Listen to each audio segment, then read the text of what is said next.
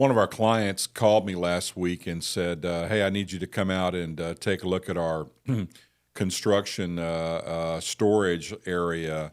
They're in the central natural gas business, and they have these huge compression units.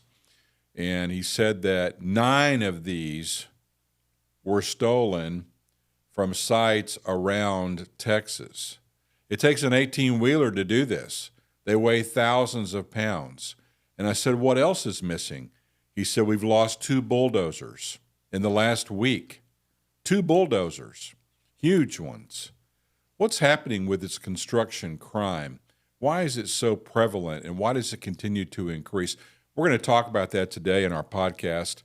You're watching Safe Secure 360 podcast. There's safety in numbers. Lieutenant Robert Henry is an honorably retired law enforcement commander from Houston with over 35 years of public service experience. I'm Daniel Ziegler. I've been asking questions all my life, and on this show, I do my best to ask the questions that the public would like to know the answer to. The Safe Secure 360 podcast is intended to provide you, the listener, with information about current events and ongoing societal challenges to help make your life safer. Thank you for listening. This is the Safe Secure 360 podcast. There is safety in numbers. Well, Robert, thank you for sitting down with us and talking with us today. We at Safe Secure 360, we provide uniform security for construction sites, and you have, over the course of, if you meet enough of these people that run these sites, you start to hear these stories. So I'm just looking up stats online, but between $300 million and $1 billion in copper and equipment is stolen from construction sites in America every year.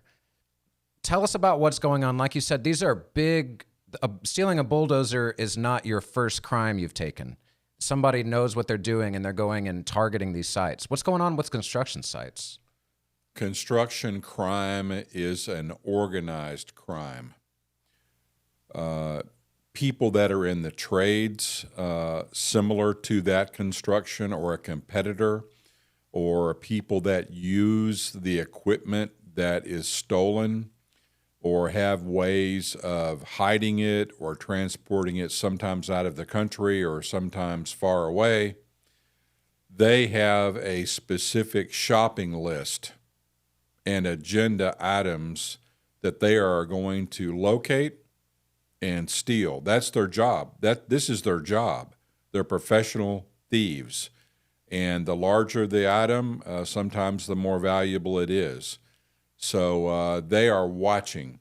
They're watching these construction sites. They're watching for material drops where they bring in and put an apartment complex and they have 400 refrigerators, or they have 400 gas or electric stoves, where they have all this lumber, where they have this metal, the copper, the components, the windows. There's so many different things to steal that are objects. And then they're stealing lifts, and they're stealing bulldozers, and they're stealing mechanical equipment. And all of these thefts are significant and serious crimes. And it's happening over and over and over again in our country. The average cost of these commercial thefts is around $30,000 an incident. $30,000 an incident is a lot of money, times over and over and over and over again. So it's a big deal. So you're a construction foreman, or you're the manager of a construction company. You're opening a new site, and you're reading these statistics about how much is stolen. You recognize that there are actually trained people that are sort of related to your economy, that their job is to steal your stuff. How do you combat this? What are the solutions that people are using, and are some more effective than others? Well, there's a second downside. Also, if you have and expect the delivery of equipment, and then it doesn't come, or it comes there and then it's gone, it's stolen, your productivity costs and your labor costs, because you had a crew there ready to install these things or do these things, is shut down. So not only is there the loss of the item, you're also the loss of the use of the item, and also the loss of that material delays you. And delaying a construction site is a really bad thing. So I think that I think there's a lot of risks when this happens, and I think that it's really important to get ahead of it. And I think hiring private security and having some type of real clear strategy as to how you're going to protect your product is a smart thing to do. It definitely is. Again, you get to be the expert about construction and let the security people be the expert about security. SAFESECURE 360. We are a security consulting group located in the Woodlands, Texas. We assist our multiple clients by reducing the risk, loss, and reputation impact. We also do full security assessments on their facilities, large churches, large private schools in Texas, and we want to help you. Take a look at our website, safesecure360.com. And yes, this productivity, it's just such a setback. Rain can be a setback, but having your bulldozer gone is a bigger setback than that. And you have your whole crew that you still have to pay. And so when you're looking for a security company, this is something you want to avoid, is having all of this stuff stolen and slow down your project. How do you sniff out which security company is going to provide a good solution to you, and which one is just trying to take your money? How would you tell the good ones from the less reputable ones? We don't really advertise our business commercially. We get most of our business from referrals from other companies or individuals that we have that have hired us in the past and rehire us again. I think that finding a company that has that type of reputation, that type of client base, that type of experience in the specific area that you are wanting to secure is very, very important. I think that commercial construction security is different than a retail establishment or than a hospital or a bank or something that is already completed. There is so much risk involved in theft of items that could be commercially reused or that could be used by a consumer, or they could be stolen and resold or stolen and used. The risk is very high. So I think that finding a security company that will come out and take a look at your situation, we don't charge to do that. We come out and do an assessment of what you have going on.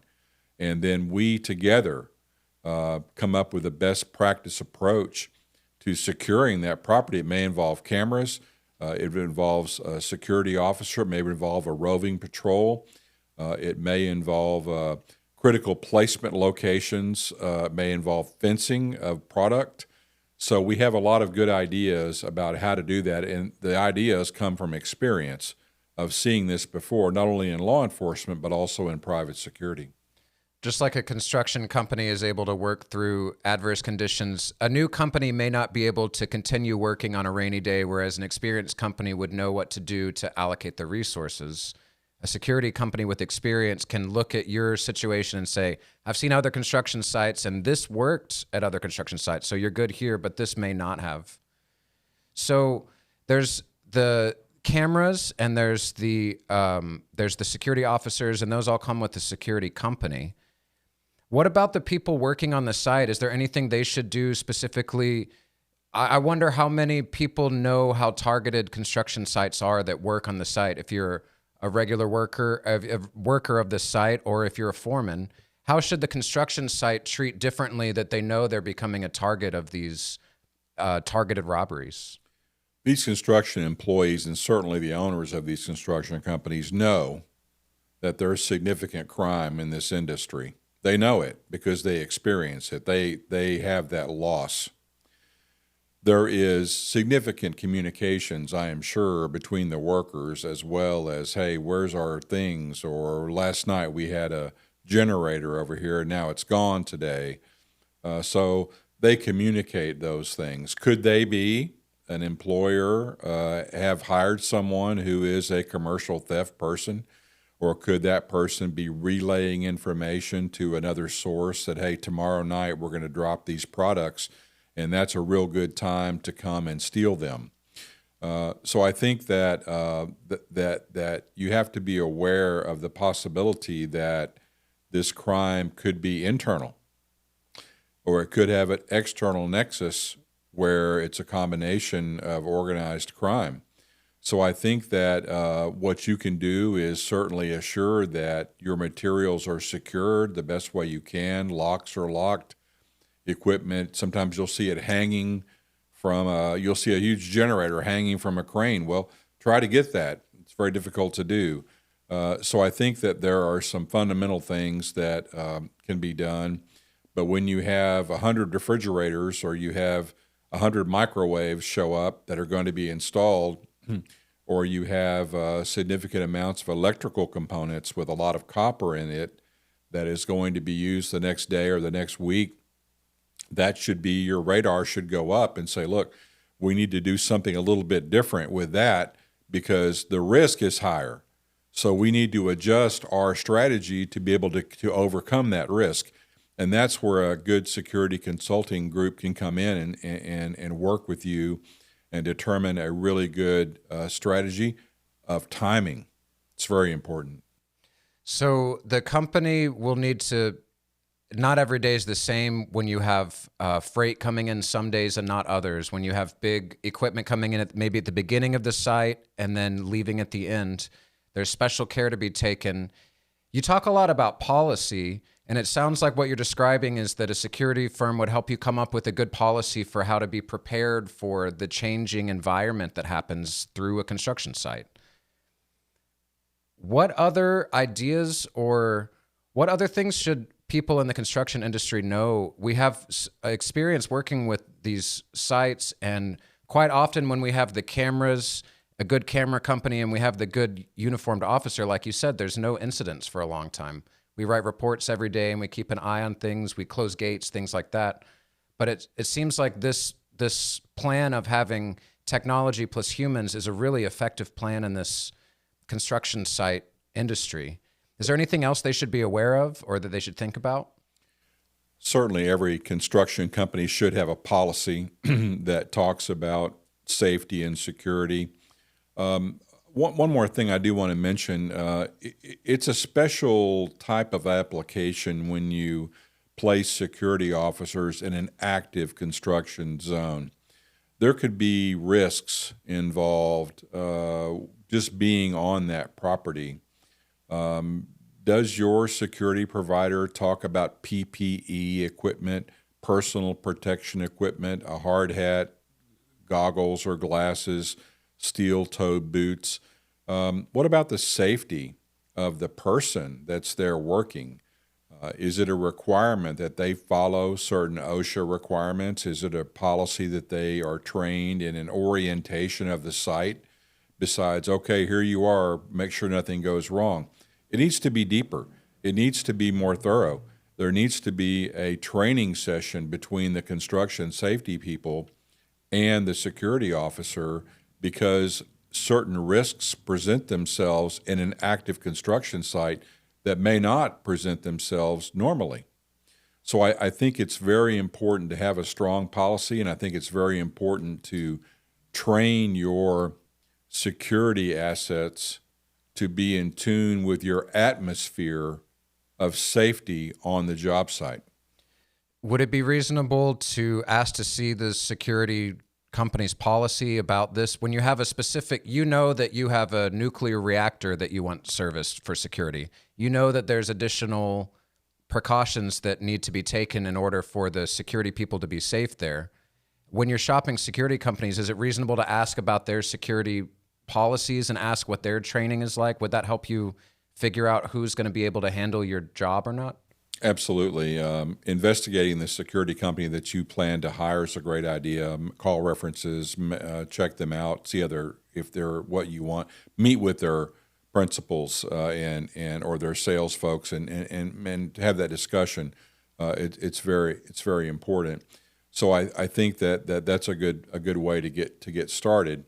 But I think that these construction sites, they present unique challenges that we don't see other places. So having a security company that is adaptable and resilient and writing what are called post orders about that specific site. This is the time we start, this is the time we stop, these are our duties, these are some dangers to avoid, a certain area or certain risks that are more enhanced in a certain area that we would stay away from, or an area that we would go to more often than not, to really observe it, because that's where the potential theft items are stored.